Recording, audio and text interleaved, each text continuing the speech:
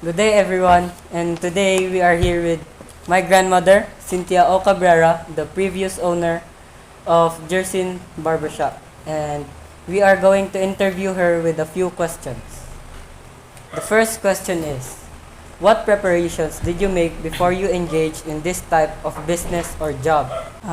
Sa una na akong gibuhat, ako yung giuna-una kung maayo ba ning nga negosyo akong kasudlan mo tong naasay ni tambag na ko nga okay ra ang barbershop mo na nga akong gibuhat.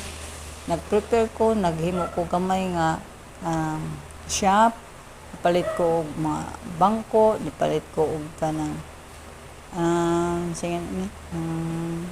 samin o mga gamit para nga mamuntar ang akong barbershop. Question number 2. What special skills and characteristics do you have that are related with your business or job? Ang sa una jud nga akong mama usa ka beautician. Mao to iya akong gitudloan sa pagtupi ug unsa ang pagkulot sa buhok hantod nga nakibaw ko ug na ako'y naay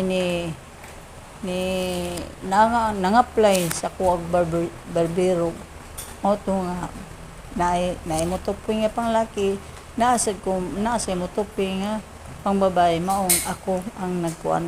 Hantod nga, anam-anam o ka daghan, mo na nga akong shop ron.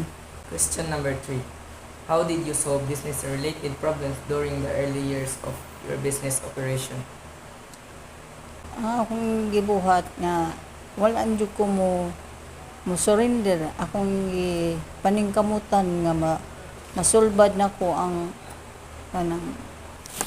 problema para malambo ang akong shop.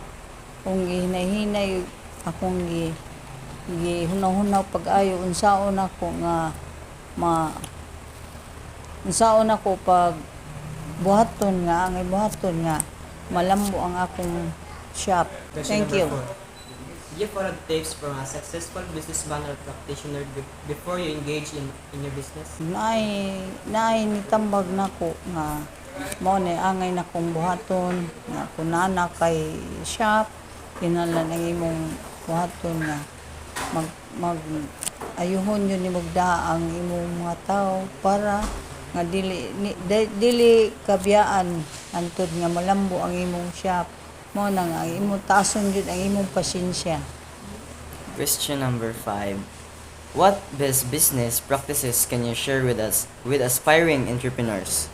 Ako ikatambag nga bisa pa og kanang magsugod ka og gamay nga business hinahanglan imo jud ng kanang ang imong buhaton nga malambo ay imong yung taas ka og pasensya, makibaw ka unsa ang pagdaan sa imong mga tao ug kanang labi na gyud kibaw jud ka nga unsaon pag